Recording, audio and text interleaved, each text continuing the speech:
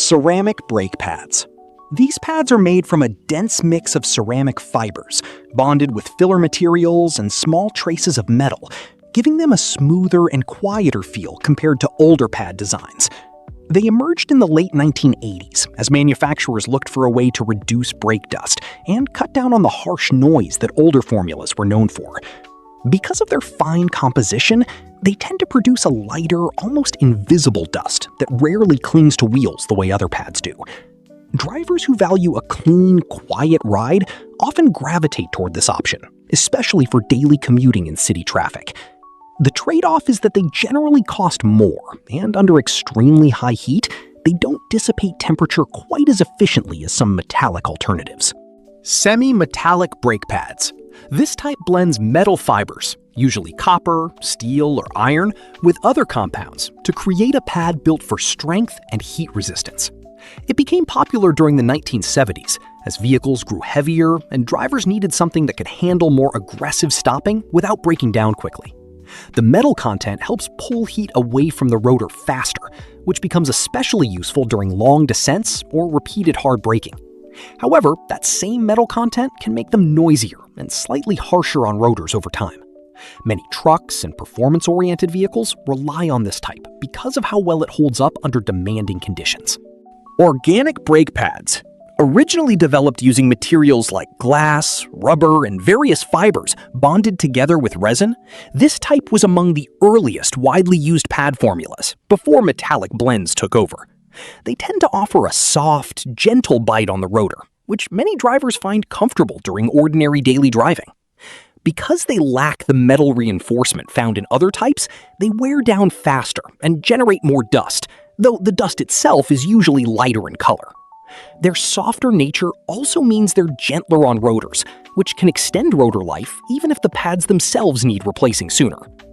Older vehicles and light passenger cars still commonly use this type, especially where extreme performance isn't a priority.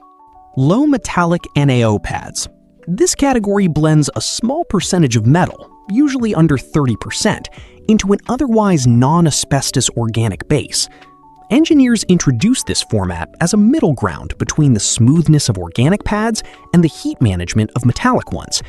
The added metal helps with heat transfer, which improves stopping performance during moderate braking demands, but it also means slightly more noise and dust than a fully organic pad.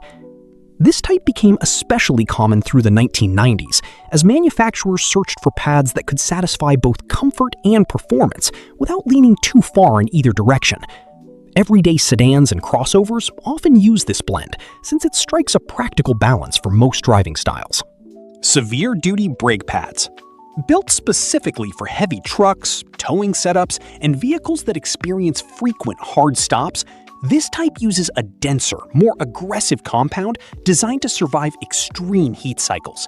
Fleet operators and commercial drivers were among the first to demand this kind of pad, since standard formulas would wear out far too quickly under constant heavy loads. The compound itself often includes higher metal content and specialized additives that allow it to maintain strong friction even when temperatures climb well beyond what a typical passenger car would ever reach. Because of this, these pads tend to be louder and produce more brake dust than standard options. Anyone using their vehicle for towing or hauling regularly tends to need this type to avoid premature pad failure. Ceramic metallic hybrid pads.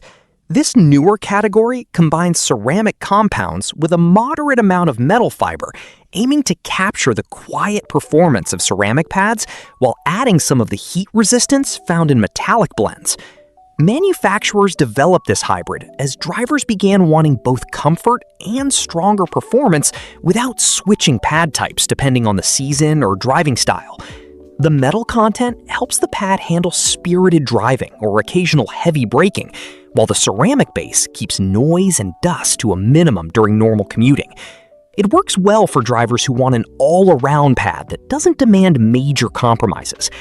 The main downside is a higher price point compared to more basic pad formulas. Racing brake pads. Designed for extreme heat and repeated hard braking at high speeds, this type prioritizes consistent friction over comfort or noise control. Motorsport teams pushed for this kind of formula because standard street pads would fade or lose stopping power entirely after just a few hard laps. These pads often require a certain amount of heat to reach their ideal operating temperature, meaning they can feel weak or unresponsive during normal, cooler driving conditions. Once properly heated, though, they offer stopping power that few other pad types can match. Everyday drivers who install these on a standard commuter car often find them surprisingly disappointing, since the pads simply aren't built for low-heat situations. Truck and SUV-specific pads. These pads are engineered around the added weight and higher center of gravity found in larger vehicles, requiring a formula that can manage more force per stop. Manufacturers began separating these formulas from passenger car pads once SUVs and trucks became more common on the road, especially as towing capacities increased. The compound is usually thicker and more heat-resistant, allowing it to withstand the extra strain that comes from stopping a heavier vehicle. Because of this added mass consideration, using a passenger car pad on a heavier vehicle can lead to faster wear and reduced stopping power. Owners of trucks or larger SUVs typically need this specific type to keep braking performance consistent under real-world conditions. Off-road brake pads. Built to handle dirt, mud, water crossings, and inconsistent surface conditions, this type is formulated to maintain grip, even when contaminants build up around the rotor. Off-road enthusiasts pushed for this development, as standard pads often struggled to perform once dust or moisture worked its way into the braking system. The compound tends to be more resistant to glazing, which can happen when pads overheat and lose their gripping texture. These pads often produce a slightly different sound during use, something off-road drivers usually expect and accept as normal. Vehicles regularly driven on trails or unpaved roads benefit most from this specialized formula. Low-dust aftermarket pads. Designed specifically to minimize the amount of visible residue that collects on wheels, this type uses specialized ceramic and resin blends to cut down on the fine particles that standard pads release. Aftermarket brands developed this option as more drivers began caring about wheel appearance, especially with the rise of larger, more expensive wheel designs.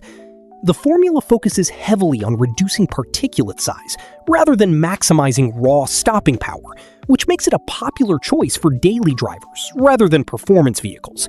It still provides reliable braking for typical road conditions, though those seeking extreme performance may find better options elsewhere.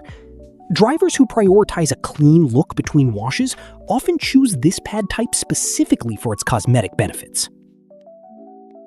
Choosing the right brake pad really comes down to matching the pad to how you actually drive, not just picking whatever's cheapest or most familiar on the shelf. A daily commuter has very different needs than a truck used for towing, and a track car has different needs than either one. Ceramic and organic pads keep things quiet and clean for everyday driving. Semi-metallic, severe duty, and truck-specific pads handle the heat and weight that heavier use demands. And racing, off-road, and low-dust aftermarket pads exist because certain driving conditions need something built specifically for them. None of these types are universally better than the others. They're built for different jobs, and the wrong one in the wrong car just wears out faster or performs worse than it should. If this helped you figure out which type actually fits your car, that's exactly what this channel is here for. Subscribe if you want more straightforward breakdowns like this one, and let us know in the comments what type of brake pads you're currently running.